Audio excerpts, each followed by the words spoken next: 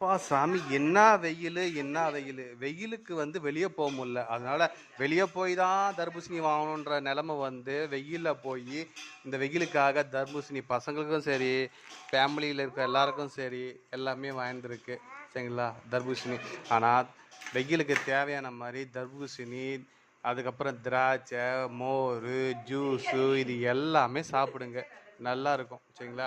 சிவப்பாக இருக்கணும்னு அவசியம் கிடையாது. ஆனால் டேஸ்ட்டாக இருக்கதான் மட்டும் பாருங்கள். சரிங்களா. ஏன்னா சிவப்பாக்கிறதுல பார்த்தீங்கன்னா நிறையா அந்த கெமிக்கல் இன்ஜெக்ஷன்லாம் போடுறாங்கன்ற மாதிரி. சரிங்களா. நேச்சுரலாக எது இருக்கோ அது சாப்பிடுங்க. மறக்காமல் உடம்பு நீர் சத்து இருக்கிற மாதிரி பார்த்துக்குங்க. அதனால் இந்த வெயிலுக்கு பசங்களுக்கு முக்கியமாகவே நீர் சத்து ஆகாரம் என்னென்ன இருக்கோ எல்லாமே கொடுங்க. இந்த பாருங்கள் பசங்க எல்லாம் விரும்பி சாப்பிட்றாங்க.